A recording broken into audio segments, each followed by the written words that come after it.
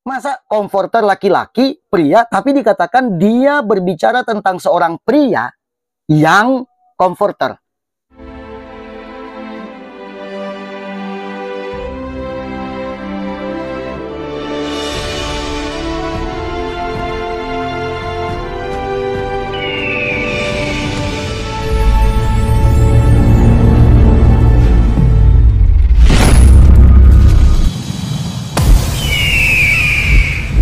Shalom, salam sejahtera dalam kasih Tuhan Yesus Kristus. Kembali berjumpa dengan saya di dalam kajian Suara Kebenaran.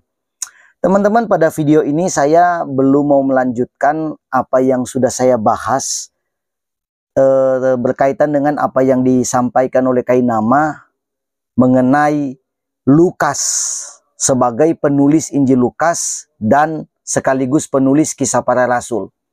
Pada pembahasan dia waktu itu, dia banyak sekali memelintir kebenaran dan memutarbalikkan kebenaran, atau dengan kata lain memunculkan kebenaran-kebenaran baru mengenai Lukas yang jauh sekali dari kebenaran yang sesungguhnya.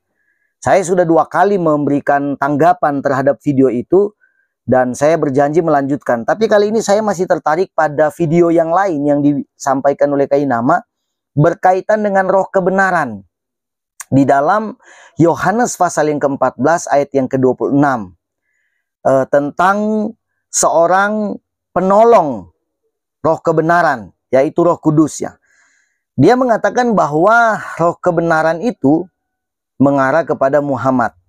Nah, dari mana dia mencoba untuk meletakkan dasar itu tentang kebenaran itu, atau roh kebenaran, roh penolong atau Roh Kudus itu sendiri mengarah kepada Muhammad?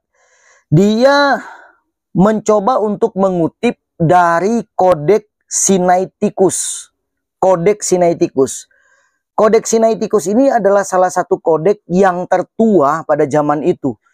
Nah, di dalam Kodeks Sinaiticus ini, khusus untuk Yohanes 14 ayat yang ke-26, itu berbeda penulisannya dengan apa yang ditulis di dalam Alkitab yang kita baca setiap hari. Nah, untuk lebih jelasnya lagi, kita coba lihat dulu video dari Ustadz Kainama berikut ini. Oke, tuh 26 tuh. Udah, saya bacakan ya, saya bacakan tuh. Karena ini tidak bisa diblok. Saya bacakan saja ya. Nanti para pemirsa, spoken unto you, di screenshot ini, spoken unto you, whilst I am present with you, but the Spirit, the Comforter, enggak ada Roh Kudus. Rohnya si Comforter itu nama laki-laki, nama seorang laki-laki, seorang pria. Dan tidak ada Roh Kudus. Nah, kalau teman-teman lihat, dia mengutip dari Kodeks Sinaiticus ini, itu diterjemahkan dalam bahasa Inggris ya. Tetapi kalau teman-teman bisa mengambilnya dan membawa ke translate atau bisa tahu bahasanya, itu di situ ditulis ada kata comforter. Jadi ada kata comforter. Kalau dalam bahasa Indonesia begini, berbicara kepada Anda, sementara saya hadir dengan Anda, tetapi roh penghibur yang akan dikirim. Jadi kata penghibur di dalam tulisan itu hanya menggunakan kata comforter. Nah, Kodeks Sinaiticus ini tidak memuat tulisan Roh Kudus. Kalau di dalam, kita lihat di dalam tulisan kita sekarang gitu, dalam Yohanes 14 ayat yang ke-26 dikatakan begini, tetapi penghibur yaitu Roh Kudus, nah ini ada kata Roh Kudus ya, yang akan diutus oleh Bapa dalam namaku. Nah, di sini menggunakan kata Roh Kudus atau ada tambahan kata Roh Kudus. Pertanyaannya begini, apakah ketika dalam Kodeks Sinaiticus ini tidak memuat kata Roh Kudus, lalu mengubah nilai atau pengertian yang sesungguhnya tentang tulisan ini? Tentu tidak mengubah. Hanya memang di dalam kodeks Sinaiticus ini tidak memuat kata Roh Kudus. Dia hanya memuat isi tentang penghibur, yaitu comforter. Nah, kalau kita mau mengikuti gaya berpikir daripada Kainama, ini memang betul-betul orang ini, saya pikir harus sekolah lagi sebetulnya ya. Harus sekolah lagi supaya dia tidak sering membuat definisi baru di dalam bahasa. Waktu yang lalu, dalam satu bahasa Indonesia, ketika saya mendengarkan pemaparan dia membuat definisi baru di dalam bahasa Indonesia. Karena kalau diklik di KBBI, apa yang disampaikan oleh Kainama tidak ada di KBBI. Berkaitan dengan apa yang disampaikan dia. Nah, kali ini juga sama. Dia menggunakan kata comforter ini mengarah kepada yang namanya seorang pria. Ya kan, teman-teman dengarlah videonya. Dikatakan comforter itu adalah laki-laki. Seorang pria. Arti dari comforter. Kalau teman-teman klik ya kan di kamus bahasa Inggris Indonesia, di situ ditulis atau di Google itu ada translate. Klik translate, nanti di situ ada Inggris, Indonesia, apa saja bahasa lah di translate. Klik aja comforter. Maka yang akan keluar adalah penghibur atau pelipur.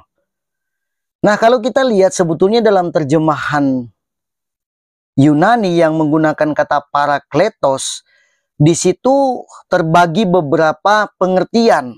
Yang pertama adalah advokat, pembela, pengacara, advokat. Kemudian konselor. Konselor itu yang memberikan konseling kepada orang yang bermasalah. Tidak ada kata laki-laki. Nah, dia mengatakan comforter ini mengarah kepada laki-laki. Jadi arti comforter ini pria, laki-laki, menurut Kainama. Jadi dia membuat definisi bahasa baru lagi nih orang satu ini. Ya kan? Comforter laki-laki. Dari mana bahasanya itu? Nah, saya mau menjelaskan begini dulu teman-teman. Kita lupakanlah kedunguan dia ya. Saya jelaskan begini. Sebetulnya tulisan Alkitab ini kita berulang-ulang kali membahas ya. Dicatat di dalam bahasa apa? Berkali-kali dibahas. Perjanjian lama dalam bahasa Hebrew atau Ibrani. Perjanjian baru di dalam bahasa Yunani, bahasa Greka, plus ada bahasa Latinnya. Tapi lebih banyak bahasa Yunani, bahasa Grekanya. Nah, khusus di dalam Yohanes 14 ayat yang ke-26 ini, saya akan memunculkan bahasa Yunaninya. Yohanes 14 ayat 26 dikatakan begini, bahasa Yunaninya ya. Ho de parakletos, ho pneuma, ho hagios hos. Sampai di situ dulu. Ho de parakletos ini berbicara tentang penghibur. Ini yang comforter tadi, penolong. Memang sebetulnya penterjemahan yang sekarang juga menggunakan kata seorang penghibur itu kurang tepat menurut saya. Ya, ini kurang tepat ya. Lembaga Alkitab Indonesia memberikan kata penghibur. Padahal kalau kita lihat parakletos itu adalah berbicara tentang advokat. Kalau teman-teman klik, parakletos itu berbicara tentang advokat atau konselor. Ya, penolong, penghibur. Advokat itu pembela. Jadi tepat sekali dengan apa yang menjadi pribadi dari Roh Kudus itu sebagai penolong, pembela, begitu ya. Sebagai pribadi yang selalu menolong dan membela kehidupan kita. Itu parakletos. Nah, di dalam Yohanes 14 ayat yang ke-16 ini, Yohanes 14 ayat yang ke-26 ini, itu ada tambahan kata pneuma ho hagios hos. Hagios ini adalah kudus. Pneuma ini spirit, roh. Sementara hagios ini adalah holy. Holy itu kudus. Jadi pneuma ho hagios hos itu adalah bicara tentang Holy Spirit. Roh kudus. Roh kudus. Bahasa ini tidak ada di dalam kodek tadi itu. Sinaiticus itu tidak ada di situ. Dia hanya menggunakan ho de parakletos. Tidak ada tambahan ho pneuma, ho hagios, hos. Nggak ada. Kalau di terjemahan Indonesia yang sekarang ada tentang Roh Kudus itu tadi. Nah, saya bacakan ya di dalam Indonesia tadi. Tetapi penghibur yaitu Roh Kudus. Benar kan? Ada. Nah, sekali lagi saya mau katakan bahwa tidak mengubah nilai yang sesungguhnya ketika itu tidak termasuk di dalam di catatan kodeks tadi itu. Sehingga Kainama mengatakan, nah tidak ada Roh Kudus kan? Dia memang bukan Roh Kudus, dia itu Roh Penolong. Roh Penolong itu artinya apa tadi dia bilang? Comforter. Seorang laki-laki, seorang pria. Nah, kita mau lihat ya, ketetapan di dalam berkata-kata. Perhatikan, saya kadang-kadang gini, ada netizen yang mulai komentar di video saya. Terus terang, saya tidak ada kebencian di kalian, nggak ada. Saya tugasnya hanya membela kebenaran kami yang diacak-acak oleh Kainama.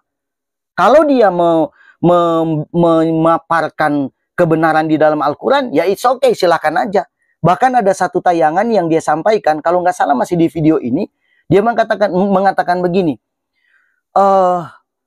saya tidak mengacak-ngacak kebenaran firman Tuhan atau Alkitab, kata dia. Tetapi ini adalah cara, menurut Kainama, ini adalah cara kami untuk membela agama kami. Coba bayangkan teman-teman. Saya mau tanya, apa segitu lemahnya Al-Quran sehingga membela agamanya menggunakan Alkitab orang lain atau kitab suci orang lain? Ya kan? Nah, justru kami membela kitab kami yang dipelintir dan disalahkan oleh Kainama. Oke? Nah, kita lihat ketetapan dan konsistensinya Kainama di dalam mengucapkan kata comforter. Kita lihat cuplikan video berikut ini, video selanjutnya ya, silakan. Tidak ada Roh Kudus di situ. Ini tentang roh seorang pria yang comforter. Nah, apa dikatakan di situ? Tidak ada Roh Kudus di situ. Ini berbicara tentang seorang pria yang comforter. Dengar, analisa baik-baik katanya. Kata dia ya, analisa baik-baik. Ini berbicara tentang seorang pria yang comforter. Kita analisa ya yang tadi. Dia mengatakan comforter itu pria. Oke? Comforter itu artinya pria, laki-laki. Di sini dia mengatakan ini bukan berbicara Roh Kudus. Tapi ini berbicara tentang seorang pria yang comforter. Kalau comforter dikatakan oleh Kainama pria, maka bahasanya akan jadi aneh. Begini. Ini berbicara tentang seorang pria yang pria. Kan aneh. Bahasanya. Tidak ada konsistensi. Dia meloncat-loncat di dalam mengucapkan kata-kata. Masa comforter laki-laki, pria, tapi dikatakan dia berbicara tentang seorang pria yang comforter. Jadi comforter itu apa? Pria atau pengertian yang lain? Kalau comforter itu penghibur, cocok. Berbicara seorang pria yang penghibur, penolong, cocok. Tapi kalau comforter itu laki-laki, akan jadi aneh kata-kata dia. Seorang pria yang pria. Gimana logikanya coba? Logikanya aneh betul. Nah, cuman yang saya mau menjelaskan kembali ya, back to the Bible. Oke, tentang Yohanes 14 ayat yang ke-26. Yohanes 14 ayat yang ke-26 ini, yang dikorek-korek oleh Kainama. Kalau dikaitkan dengan kodek Sinaiticus tadi, tidak ada perbedaan di situ. Hanya memang kodek Sinaiticus tidak memuat kata Holy Spirit. Tidak ada. Tidak ada Holy Spirit di situ. Tidak ada hagios. Nggak ada di situ.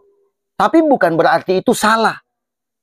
Itu berbicara tentang Roh Kudus. Sekali lagi ya, saya perlihatkan kepada teman-teman. Ho de parakletos, ho pneuma, ho hagios, hos, pempo, ho pater en ho onoma, ego, ekeinos su, didasko, paskai, hupomim nesko, supashos epo su ego. Itu berbicara tentang pribadi Roh Kudus yang akan menolong kita. Terakhir teman-teman, terakhir banget, saya sudah pernah bilang di satu video yang lalu, kalau roh penolong itu berbicara tentang Muhammad, sorry banget, itu yang bilang itu kan Yesus yang bicara. Aku akan minta kepada Bapa dan memberikan kamu seorang penolong. Oke? Saya udah bilang di video lalu. Kalau begitu, anggap saja dalam tanda petik, anggap saja penolong Roh Kudus itu adalah Muhammad, anggap saja. Berarti dia diutus oleh Yesus. Kalau diutus oleh Yesus, mungkinkah Yesus Nabi? Kainama suka terjebak dia dengan pemahaman dia yang keliru, akhirnya membuat dia semakin nyelungsep ke bawah dengan pemahaman-pemahaman dia. Tapi sekali lagi saya mengatakan, Roh Kudus, the Holy Spirit, adalah bicara tentang pribadi yang ketiga dari keilahian Allah. Tritunggal, ada Bapa, ada Putra, dan ada Roh Kudus. Dia inilah yang menyertai kehidupan kita. Kemanapun kita pergi, dia yang menyertai kita sebagai orang yang percaya kepada Tuhan. Terima kasih teman-teman yang sudah setia menonton channel ini. Semoga kita semakin dibuka wawasan berpikir kita tentang firman Tuhan. Kita akan jumpa kembali pada video berikutnya. God bless you.